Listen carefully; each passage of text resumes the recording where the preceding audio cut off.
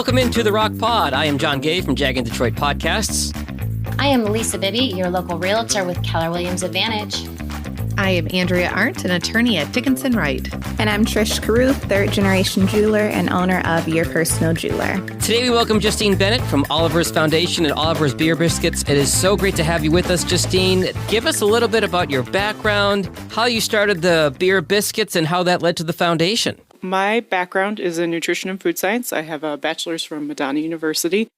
I also am a certified pet nutrition coach, and I have a certification in sustainable business strategy. Oliver's Beer Biscuits started when a certain dog of mine named Oliver would no longer eat his dog treats after I had made some using spent grain when my fiancé had made a batch of beer at home. So almost born out of necessity to figure out how to feed Oliver, and then the biscuits started, and then that led into the foundation, right? It sure did. When we started Oliver's Beer Biscuits, we pledged we would donate 10% of what we were making back to local nonprofits in the community. And we realized that there's a lot of them, and maybe we can make a larger impact by doing something a little more than that. So that's kind of how the foundation spawned. So, Justine, what makes Oliver's Foundation different from the number of other animal charities? That is an excellent question, Trish, because Lord knows there are far too many of them, honestly. What we believe is that animal homelessness is a problem that not just one organization or just one approach can solve, because this is not just an animal problem, it's a human problem. We're certainly not an animal rescue, but we do a lot of support with animal rescues, and we work to achieve our goals through education, collaboration, and action. So we primarily support rescues in Metro Detroit. We believe that if we can prevent an animal from ending up in a shelter, then rescues can focus on what they do best, which is ensuring that already homeless animals find loving homes. Justine, this seems like an even more pressing issue after the last year and a half with the pandemic, where everybody was at home and thought, oh, I should get a cat or a dog. I should end up with a pet. And now people were transitioning back to the workplace, and that has been difficult. And unfortunately, we've seen some issues where some animals have had to be rehomed. This has got to be right in your wheelhouse, I'd imagine, right? Yeah, absolutely, John. Unfortunately, even during the pandemic, there was a decent amount of animals that lost their families because of COVID. Obviously, it hit everybody very hard. But yeah, we are getting to a point where it hasn't quite happened yet, but a lot of people are experiencing issues figuring out how to deal with separation anxiety with their pets that they did adopt during the pandemic. There are so many resources that local organizations can offer, whether it's training, anything that they can possibly do to keep an animal in a home and out of a shelter. It's definitely something that's a pressing issue right now. Yeah, that sounds like a big problem, and it's all across the United States. So it's wonderful that you're helping both the dogs and the humans to make, good homes. Besides that, how else does Oliver's Foundation support the community? Well, Andrew, we also like to provide a lot of educational information about not just how people can take care of their pets, but also to kind of debunk a lot of predisposed ideas about, just because you see a family who maybe are struggling doesn't mean that they don't care for their pet. I've seen these situations where, somebody is having a hard time paying for groceries for their table, but they're more than happy to spend the money that they have on pet food instead. It's something like that we try to teach people that there are pet food pantries, there are options for free or low-cost veterinary services in the community that are always happy to help to make sure that every part of a family is taken care of, because we all know that if something happens to those humans, those pets are going to end up in a shelter anyways. So, Justine, I've been to some of your events at local breweries and ways that people can show up and donate and get involved. What are some of the other ways that people can get involved in helping to support you and Oliver's Foundation? One big way, Lisa, is to reach out by volunteering. We are launching a lot of very exciting programs soon, and we're going to need some volunteers to help out. And also, of course, by making a donation. None of our programming is possible without, donations from community members, corporate sponsors. And if you're interested in doing either of those things, you can head over to our website, which is oliversfoundation.org. We are getting ready to launch a shelter prevention initiative with a very generous grant from Pleasant Trees, where we'll be able to provide financial assistance to programs in Metro Detroit that are proven to keep pets with their families through things like spay and neuter, pet food pantries, that type of thing. So absolutely, please just reach out if you're hoping to get involved. We're also going to include links to all these resources in the show notes. So you've talked about some of the great work that Oliver's Foundation is doing. If you had to sort of prioritize, would you say that is the biggest thing that you're trying to solve is pet homelessness, or what's the tiers of focus for the organization? Well, our big thing really right now is trying to figure out a way that communities are able to get in contact with the resources that, to be honest, already exist. In a lot of these underserved communities, these people don't even realize that these resources exist because nearly 90% of people in underserved communities won't reach out to animal services if something happens to their pet, if they go missing, because there is a lot of distrust still between these types of communities and, government officials and such. And still there's resources throughout Metro Detroit where you can get your pet sterilized. Throughout the country, nearly 87% of people have their pet sterilized, but in these communities, that average is closer to less than 10%. Wow. Yeah. But once these people are educated, that average generally gets very close to the national average, which is phenomenal. So, Justine, you mentioned earlier that you're not a rescue, but that you work with rescues. How can rescues and shelters get assistance from Oliver's Foundation? Yeah, great question, Trish. So, like I mentioned, we just launched the Shelter Prevention Initiative, which is a grant that we're offering to shelters and rescues that offer services that are keeping pets with their families. Obviously, big ones are pretty evident, spay and neuter, microchipping, TNR, which is trap, neuter, release for feral cats, pet food pantries. We do have a link to our website for the application for that grant. Or you can always email us at info@oliversfoundation.org. We're always looking for ways to get involved with new programs and honestly, even some organizations that aren't necessarily animal rescues, like human food pantries, to make sure those people realize that there's resources for their pets too.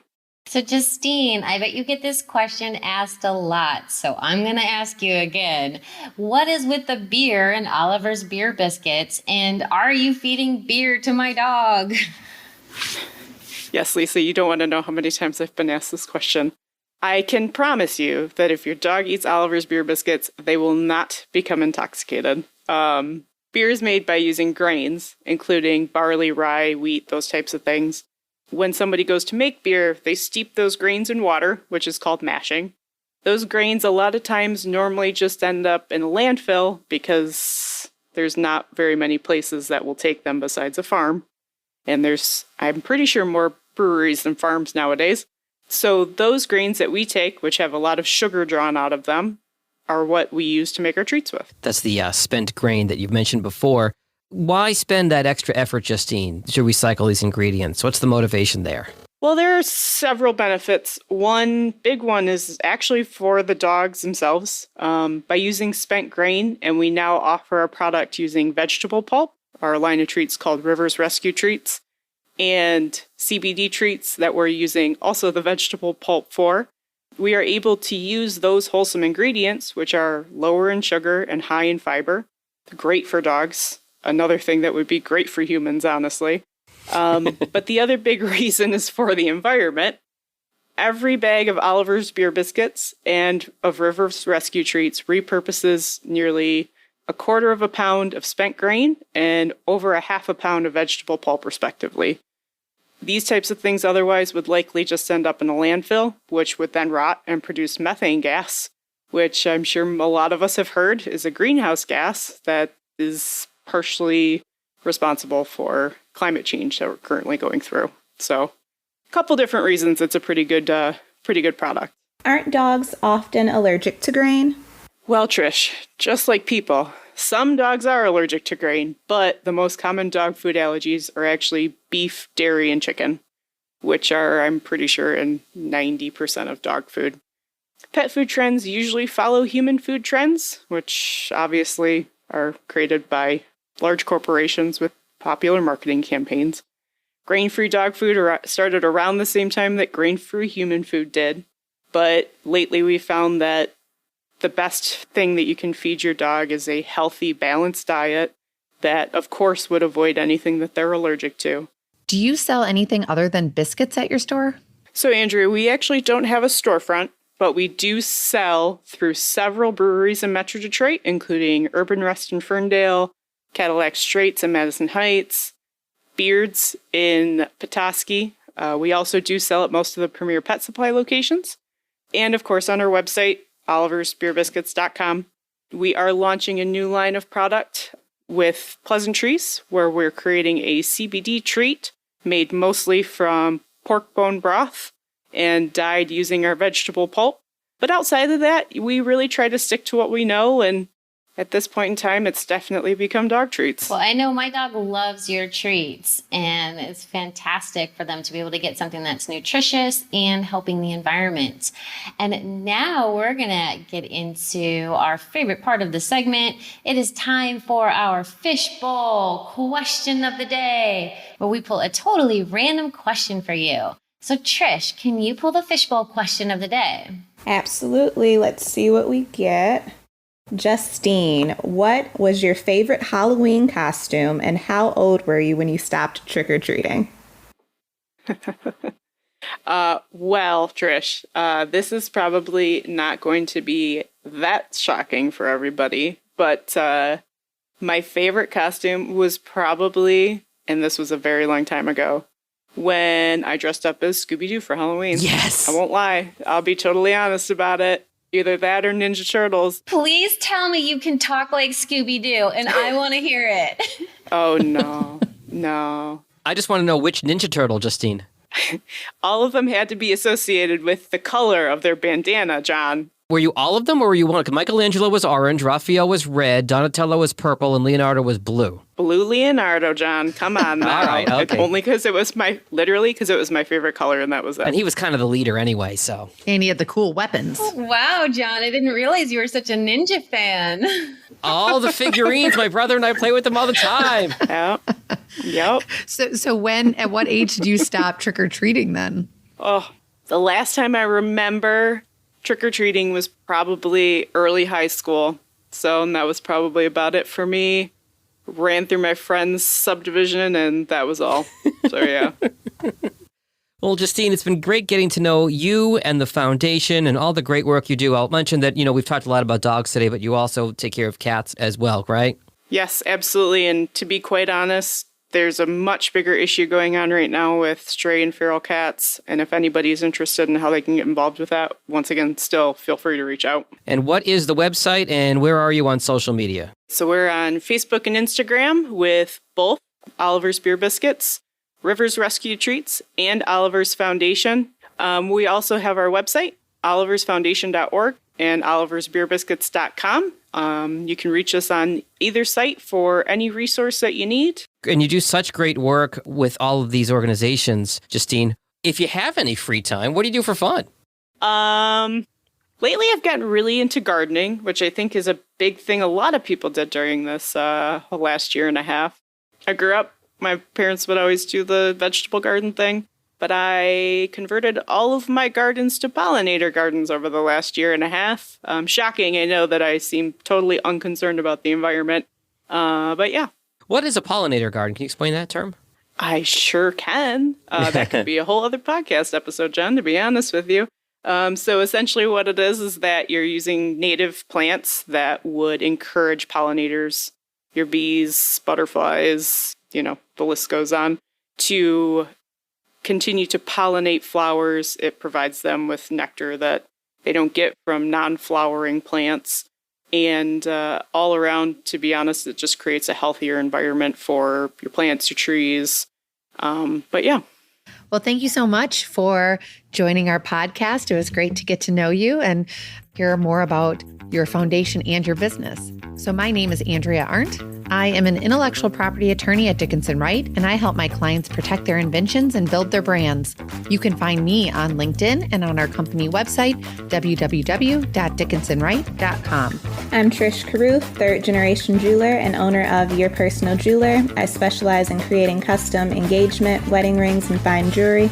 You can find me on Instagram and Facebook at The Personal Jeweler, or our website, www.thepersonaljeweler.com. My name is Elisa Bibby, and I'm a realtor with Keller Williams Advantage. I put the real back in realtor. If you're looking to get top dollar for your house, I know how to get the most eyes on your property. You can find me on Facebook, YouTube, and Instagram at Sold by Lisa B.